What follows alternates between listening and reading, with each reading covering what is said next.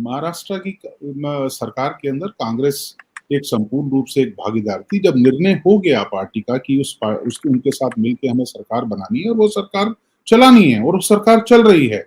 हमारे लोगों ने कभी कोई ऐसी डिमांड नहीं रखी, कभी कोई ऐसा ऐसा कोई कमेंट नहीं किया कभी भी जिससे कि सरकार कमजोर हो। हम काम से काम रखें और हमने काम के साथ अपने आप को जोड़ के रखा। हमने ये नहीं कि अपने अधिकारों के लिए वहां लड़ रहे हैं और हमारे को कुछ अलग तरीके से पुश करना है, क्योंकि सरकार की मजबूती उसी में होती है। जब आप एक अलायंस गवर्नमेंट बनाते हैं तो उसके अंदर एक विश्वास और भरोसे की बात बहुत मजबूती के साथ करनी पड़ती है और वो कांग्रेस ने संपूर्ण रूप से दिया है। ऐसे ही हम झारखंड के अंदर हमारी सरकार है, क्या झारखंड के अंदर कभी ऐसा सुना आपने? हमेशा एक इतनी स्मूथ गवर्नमेंट और उसी हिसाब से चल रही है। जहां भी हमारी अलायंस गवर्नमेंट चली, हमारे लोग पूरी तरह इंटैक्ट रहे। चाहे कर्नाटक में थे तब भी वो इंटैक्ट रहे। कहां से सरकारें गिरनी शुरू हुई और कैसे कैसे कहां शुरू हुई, तो कांग्रेस अपना रोल, कांग्रेस को कोई सत्ता की भूख नहीं है। कांग्रेस तो चाहती है कि इस देश के अंदर स्टेबिलिटी रहे,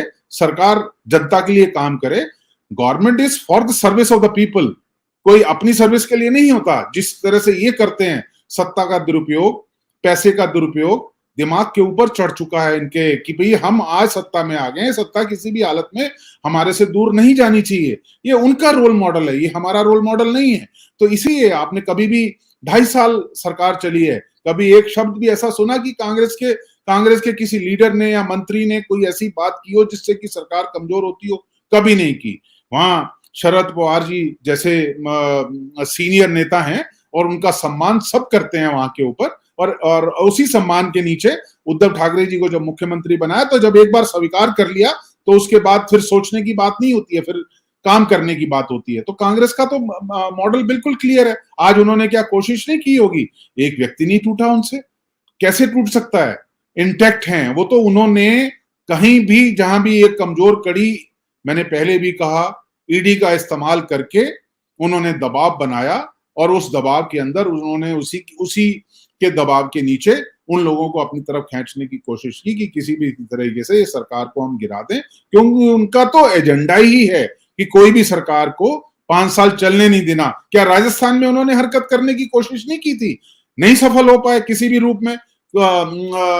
दूसरे प्रदेशों में करने की कोशिश नहीं करते क्या नीतीश कुमार बहुत अच्छी सरकार चला रहे हैं? नीतीश कुमार तो बिल्कुल अपने आप को जैसे गिरवी रखा हुआ है उनके सामने।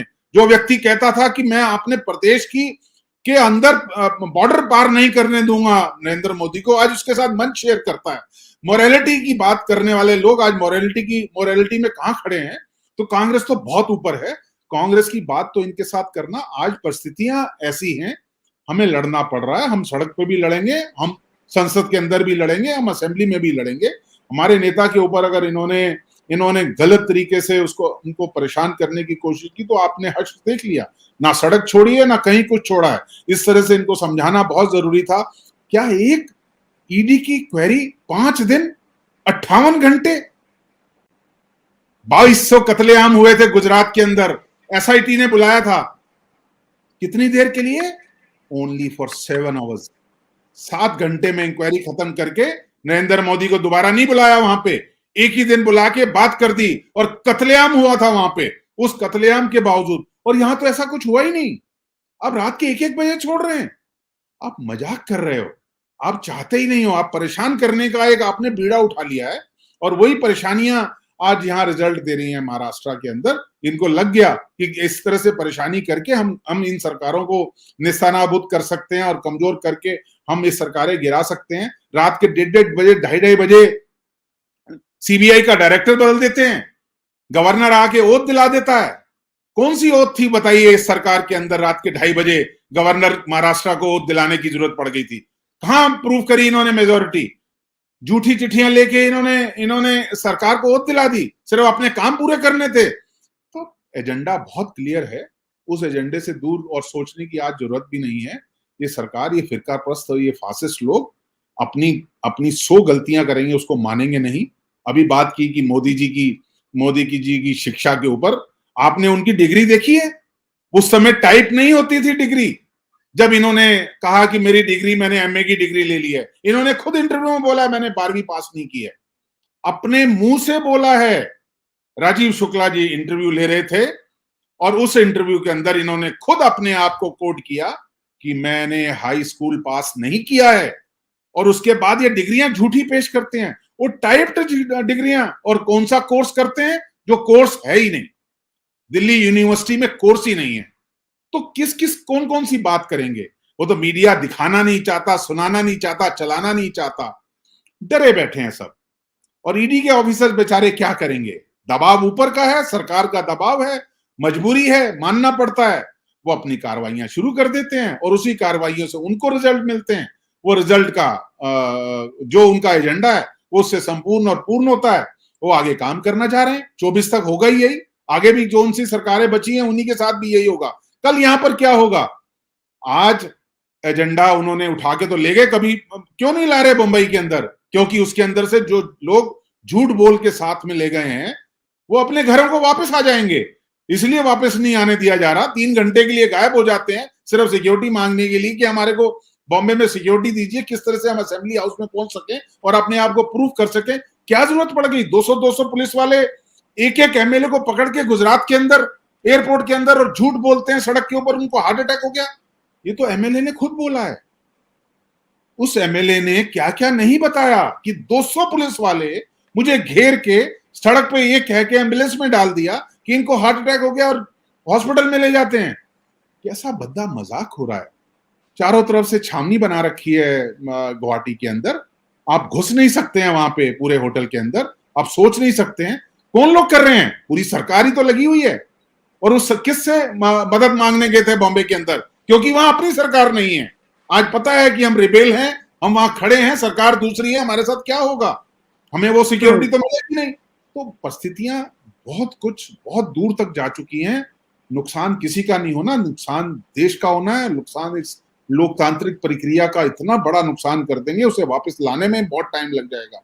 ठीक है, वो इनका एजेंडा है कि आज सरकार आ गई है, ये जाने नहीं देनी, चाहे साम दाम दंड भेद के साथ हमें इस सरकार में चाहिए।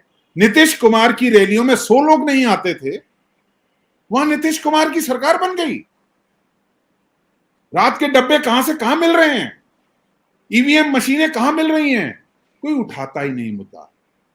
सड़कों के ऊपर, गार्बेज के अंदर लोग। ईवीएम का मुद्दा तो लोगों ने उठाया भी है, मतलब पार्टियों ने भी उठाया, लेकिन जनता उस स्तर पर मुझे लगता है कि इस बात को नहीं मान रही है। सुप्रीम कोर्ट, विपक्षी पार्टी भी तो लेके जाना चाहिए ना ढंग से इस मैटर को। सुप्रीम कोर्ट गया भी मैटर, लेकिन उसके बाद भी कुछ नहीं हुआ। जनता बेचारी विनीता जी, वो अपनी रोजगार के चक्कर के अंदर इतनी पिस चुकी है। जैसे बताया कि 90 करोड़ रोजगार बेरोजगार लोग यहाँ पर घूम रहे हैं, उनको फुर्सत पड़ी है, उनको अपनी रोजी रोटी, अपना घर चलाने की, उनको ऐसा हाल कर दिया है उनको कि वो सांस लेने को भी उनका दूभर हो गया है।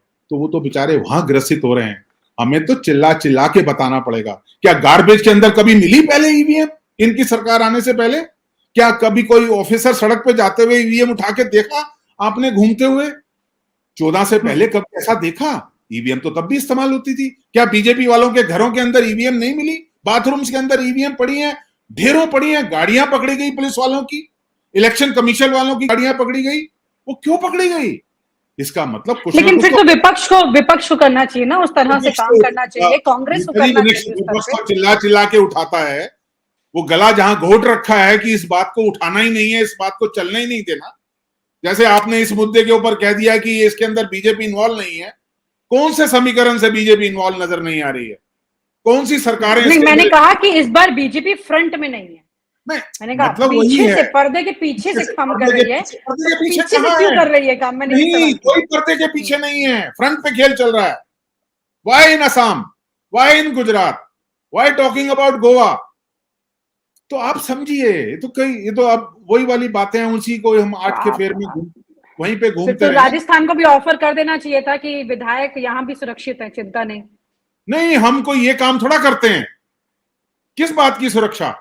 विधायक चुनावा व्यक्ति है लोकतंत्र के अंदर, अपनी जनता के बीच में जाए ना। क्यों छावनी बना रखी है? जाते हैं विधायक, लेकिन छावनियां नहीं बनती हैं। पुलिस वाले एक एक विधायक को पकड़ के ले जा रहे हैं और उसके ऊपर झूठा केस बना के, झूठा वो बना के कि हार्ट अटैक हो गया। वो तो विधायक खुद बता रहा है। तो आप मजाक नहीं कर रहे हैं। तो जाए ना तो जनता सीधे सीधे विधायकों का अपहरण हुआ है, फ्लोर टेस्ट तक वो नहीं आएंगे, आप कुल मिलाकर ये कह रहे हैं। और आप हमसे जुड़े रहने के लिए सब्सक्राइब करें YouTube पर, फॉलो करें Twitter पर और लाइक करें Facebook पर। और ज्यादा जानकारी के लिए आपको टाइप करना होगा सिर्फ न्यूज नशा।